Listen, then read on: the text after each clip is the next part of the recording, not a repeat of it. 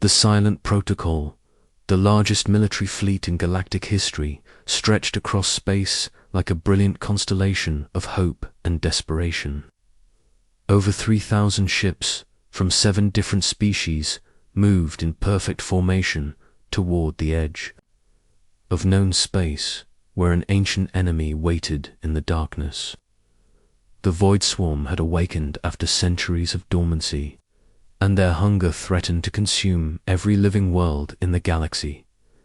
Captain Sarah Chen stood on the bridge of the human destroyer Defiant Dawn, watching the tactical displays that showed hundreds of Allied vessels surrounding her ship. The constant chatter of alien communications filled the air as species coordinated their movements with typical galactic precision. Every thought, every tactical decision, every minor course correction was broadcast across the fleet's communication network. Admiral Vorthok's voice crackled through the speakers from his massive Corvanian dreadnought. His reptilian accent made the universal translator work overtime as he addressed the human contingent. The Corvanians were natural leaders, their species having commanded galactic military operations for over 2 millennia. Human vessels, maintain position in Sector 7. Your role in this operation is support and reconnaissance. The primary assault will be handled by more experienced fleets. Vorthok's tone carried the subtle condescension that humans had grown accustomed to hearing from older galactic civilizations. Humanity had only been part of the Galactic Defense Coalition for 50 years, making them newcomers in a galaxy where some species measured their military traditions in geological epochs. Dr. Marcus Webb looked up from his communications station, his weathered face showing concern that had been growing for days. As the fleet's senior human communications specialist, he had been monitoring more than just Allied chatter. His deep space listening arrays had been picking up something else. Something that made his blood run cold every time he analyzed the data. Captain, Webb said quietly, moving closer to Sarah's command chair. I need to show you something, privately. Sarah nodded and followed Webb to a secured workstation away from the bridge's main activity. The older scientist pulled up a series of waveform analyses that looked like nothing more than static to untrained eyes.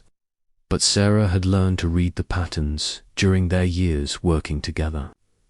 The Void Swarm isn't just waiting for us out there, Webb whispered. They're listening. Every communication we send, every tactical discussion, every status report is being intercepted and analyzed. Look at these patterns. He highlighted sections of the data that showed regular spikes corresponding exactly to coalition communication bursts. The correlation was undeniable and terrifying. The enemy had been studying their every move for weeks, learning their strategies, understanding their weaknesses, preparing counters for every tactic the coalition might employ. How long have they been doing this? Sarah asked, though she suspected she already knew the answer. Since we left the staging area at Proxima Station. Maybe longer. Captain, they know everything about our battle plans, our ship capabilities, our command structure. This isn't going to be a battle, it's going to be a massacre. Sarah felt the weight of 3,000 Allied ships pressing down on her shoulders. Millions of lives hung in the balance, and the enemy already knew exactly how the coalition planned to fight. She looked back at her bridge crew, good people who had followed her through countless dangerous missions. Then at the tactical display showing their alien allies, maintaining their perfect formations while broadcasting their positions to anyone. With the technology to listen, Lieutenant Commander Zara Okafor approached with her own troubling report. The young tactical officer had been running predictive models based on known Void Swarm capabilities, and the results were consistently grim. Captain, if the enemy knows our battle plans in advance, our projected casualties, exceed 90%. The mathematical models are unambiguous. We're walking into a trap that was designed specifically for us. Sarah closed her eyes and thought about an old Earth military principle that had been taught at the Academy but rarely used in modern galactic warfare. In the ancient wars of her homeworld, when radio communications were primitive and easily intercepted, successful military leaders had sometimes employed a tactic so simple it seemed primitive to advanced civilizations. They would impose complete communication silence, forcing the enemy to guess their intentions rather than overhear their plans. Dr. Webb, how quickly could we implement a complete communications blackout across the human fleet? Webb's eyebrows rose in surprise. A blackout, Captain. The other species require constant communication for coordination. They'll think we've been destroyed or that we've abandoned the mission. That's exactly what I'm counting on. If the Void Swarm is listening to our communications, then the only way to surprise them is to stop communicating entirely. We need to go silent. Zara pulled up the technical specifications for implementing such a protocol. It would take approximately 15 minutes to shut down all transmitters and switch to passive sensors only. But Captain, without communication, how would we coordinate with the other fleets? Sarah walked to the main tactical display and studied the positions of the Allied ships. The Corvanians maintained rigid military formations, their centuries of experience creating predictable patterns that any enemy could learn to exploit. The insectoid Chirrut flew in complex geometric arrangements that reflected their hive mind mentality but required constant electromagnetic coordination. The gaseous Netherians used quantum entanglement communicators that could be detected by sufficiently advanced technology.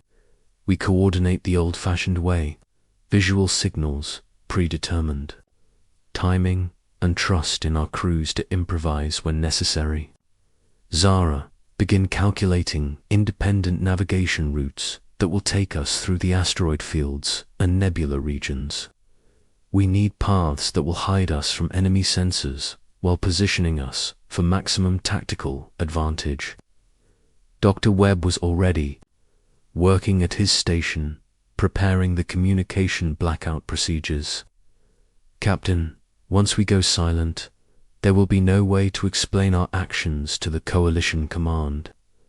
Admiral Vorthok will assume we've either been destroyed or deserted. Our reputation as reliable allies will be destroyed. Better a ruined reputation than a dead galaxy, Sarah replied. She activated the internal ship communication system to address her crew. All hands, this is the captain. In 10 minutes, we will be implementing protocol silent running. All external communications will cease. All transmitters will be shut down. We will be operating under complete electromagnetic silence until further notice. I know this seems extreme, but the survival of this fleet depends on the enemy not knowing where we are or what we're planning. Trust in your training, trust in each other, and trust that what we're about to do will save lives. She switched to the secure channel connecting all human ships in the fleet. All human vessels, this is Captain Chen of the Defiant Dawn. Implement protocol silent running in 10 minutes. Navigation coordinates will be transmitted now via quantum burst.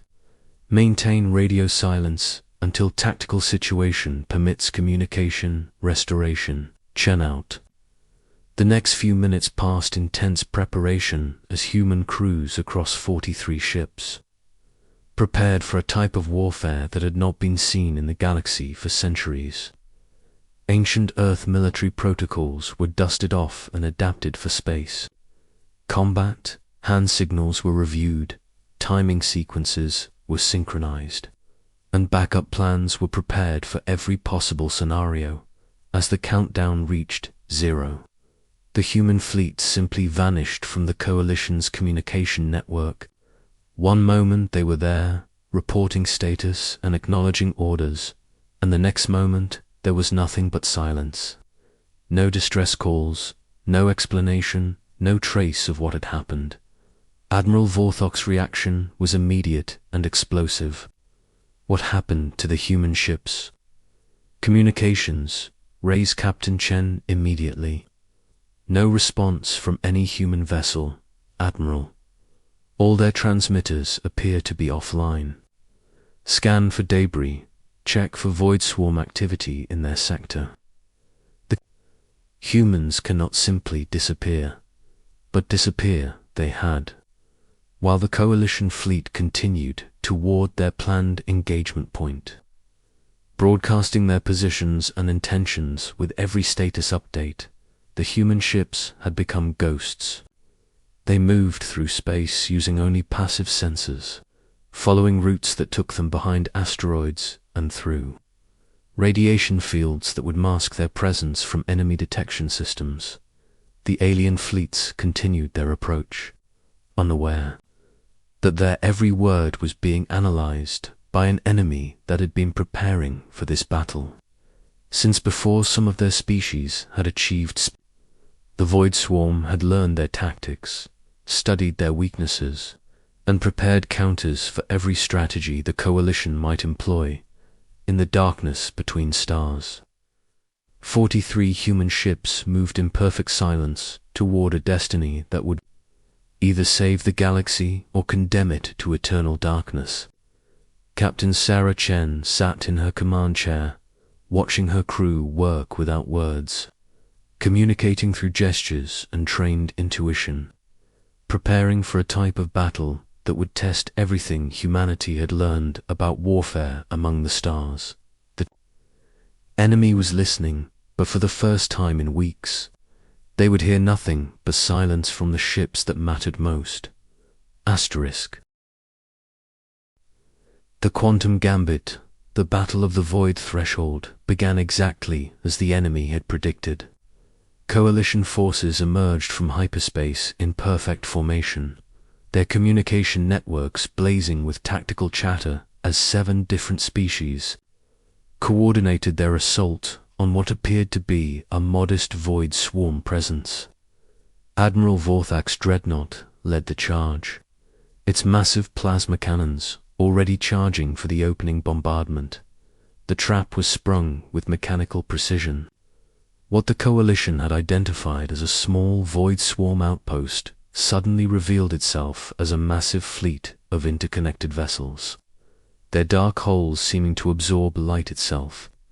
Thousands of enemy ships materialized from behind artificial camouflage fields, surrounding the coalition fleet in a perfectly executed all ships, emergency defensive formation.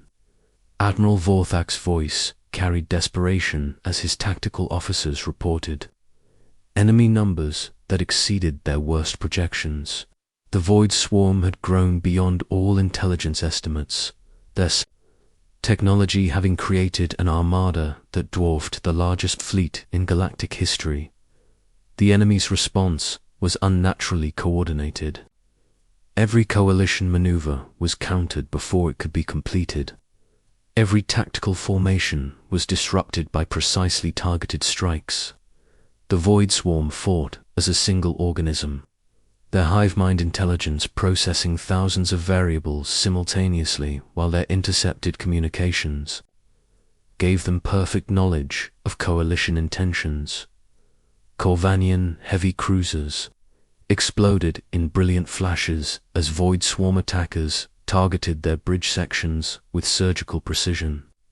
Chirrut swarm fighters found themselves isolated and destroyed, as the enemy divided their formations using tactics that had been overheard in their own coordination chatter. The gaseous Netherians watched in horror as their quantum communicators were jammed by technology that had learned their encryption patterns from weeks of eavesdropping. "They know everything we're going to do before we do it," screamed Commander Vec of the Chirrut Assault Wing. His insectoid voice carried harmonics of fear that translated poorly through universal communicators but conveyed terror in any language.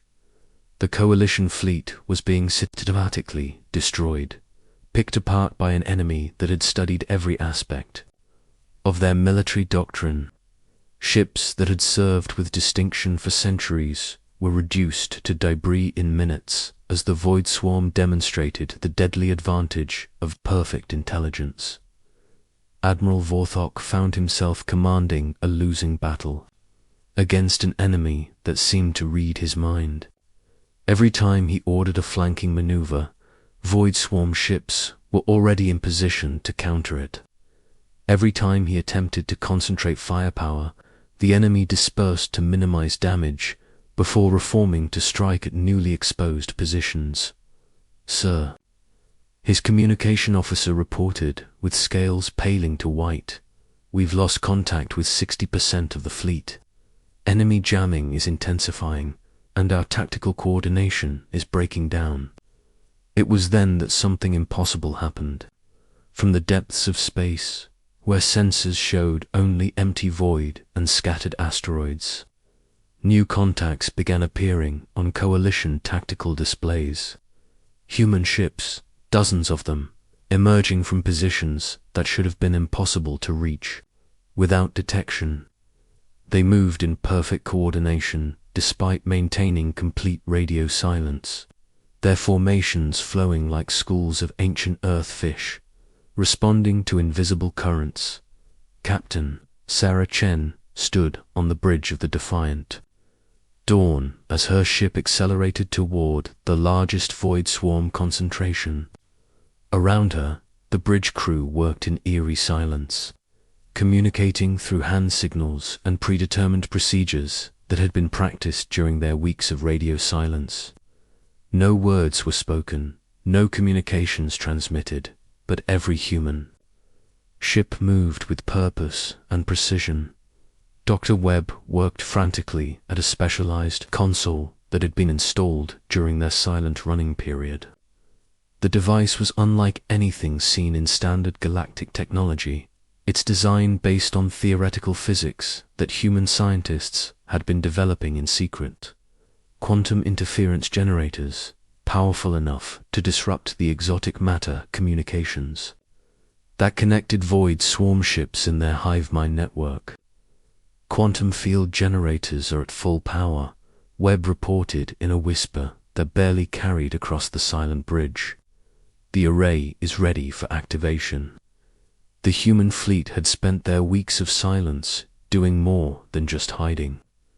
They had been building, using fabrication units aboard their ships to construct a massive quantum interference device, distributed across multiple vessels. Each human ship carried a component of the array, and when activated simultaneously, it would create a field effect powerful enough to disrupt the exotic particle communications that allowed the Void Swarm to function as a unified intelligence.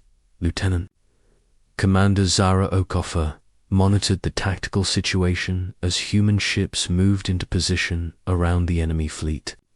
The timing had to be perfect. Too early, and the Void Swarm would adapt their communications to compensate. Too late, and the coalition fleet would be completely destroyed before the disruption could take effect. Coalition casualties are approaching critical levels, Zara reported quietly. We have maybe 5 minutes before their fleet cohesion collapses entirely. Sarah nodded and raised her hand, a signal that was transmitted via laser communication to every human ship in the fleet. Across space, 43 vessels acknowledged the order with precisely timed thruster burns that created specific light, patterns visible to human observers but meaningless to alien sensors. The activation was simultaneous and devastating. Quantum interference generators aboard every human ship activated in perfect synchronization, creating overlapping fields of exotic particle disruption that washed over the Void Swarm fleet like an invisible tsunami. The effect was immediate and dramatic. Void Swarm ships, which had been moving with perfect coordination, suddenly began operating as individual units. Their hive-mind communication network collapsed as quantum interference severed the exotic matter links that connected their consciousness across space. Ships that had been perfectly coordinated began colliding with each other as individual artificial intelligences tried to process tactical situations without the benefit of collective consciousness. The silence that humans had maintained for weeks suddenly became their greatest weapon. While alien ships required constant communication to coordinate their actions, human crews had learned to operate through discipline, training, and intuitive understanding of their roles. They could fight effectively even when communications were impossible, turning the Void Swarm's greatest weapon against them. All human ships engage at will, Sarah whispered into a laser communicator that transmitted her orders through precisely aimed light beams, rather than radio waves. The order was unnecessary. Human ships were already moving into attack positions, their crews reading the tactical situation through training and experience rather than electronic coordination that the battle turned in minutes. Void Swarm ships, now operating as confused individual units, became easy targets for coalition forces that could suddenly coordinate their attacks effectively. The enemy's perfect tactical coordination became chaotic. Uncertainty as artificial intelligences that had never operated independently tried to process rapidly changing battle conditions. Admiral Vorthok watched in amazement as human ships moved through the enemy formation like ghosts, striking at critical targets and disappearing back into the void before retaliation could be organized. The humans fought without words, their actions coordinated by some invisible understanding that required no electronic communication. How are they doing this? Vorthok demanded of his tactical officer. How are they coordinating without communications? The answer came from an unexpected source. Captain Sarah Chen's voice suddenly filled the coalition communication network as human ships restored their transmitters after weeks of silence. Admiral Vorthok, this is Captain Chen. The quantum interference field will maintain effectiveness for approximately 30 minutes. I recommend concentrating all firepower on the largest Void Swarm vessels while their coordination remains disrupted. Captain Chen, where have you been? We thought you were destroyed. We were preparing for this moment, Admiral. Sometimes the most powerful weapon is the ability to listen without being heard, and to act without telegraphing your intentions. The final phase of the battle lasted 18 minutes. Coalition forces, coordinated through human tactical analysis, that had studied the enemy in perfect silence, systematically destroyed the Void Swarm fleet. Enemy ships that had seemed invincible when operating as a collective consciousness became vulnerable when forced to operate as individuals. As the last Void Swarm vessel exploded in a cascade of exotic matter, the quantum interference field began to fade. Dr. Webb's generators had performed beyond specifications, but the energy requirements were too great to maintain indefinitely. Field collapse in 2 minutes, Webb reported, but I don't think it matters anymore. The battlefield was littered with Void Swarm debris, their dark holes no longer seeming to absorb light but reflecting the explosions of their destroyed vessels. The coalition fleet, battered but victorious, began rescue operations for damaged ships and stranded crews. Admiral Vorthok's image appeared on the main screen of the Defiant Dawn, his reptilian features showing emotions that required no translation. Respect, gratitude, and a new understanding of human capabilities. Captain Chen, I owe you an apology. And perhaps more importantly, I owe you a debt that the entire galaxy can never repay. Your tactical innovation has saved countless lives. Sarah looked around her bridge at the crew that had followed her through weeks of silence and uncertainty. Admiral, we learned something important today. Sometimes the most powerful communication is knowing when not to communicate at all. The Void Swarm defeated themselves by listening too carefully to what we were saying, when they should have been watching what we were doing. In the aftermath of the battle, the silent protocol became required study at military academies across the galaxy. The tactical advantages of strategic communication silence were incorporated into standard battle doctrine, and human military advisors found themselves in high demand as species that had communicated constantly for millennia learned the value of occasionally going quiet. The galaxy had been saved not by superior firepower or advanced technology, but by humanity's understanding of when silence speaks louder than words. The Void Swarm's greatest strength, their ability to intercept and analyze enemy communications, had become their fatal weakness when faced with an enemy that knew when not to communicate at all. Captain Sarah Chen stood on her bridge, watching the stars that would continue to shine because humans had remembered an ancient truth about warfare. Sometimes the most dangerous enemy is the one you cannot hear coming. Asterisk.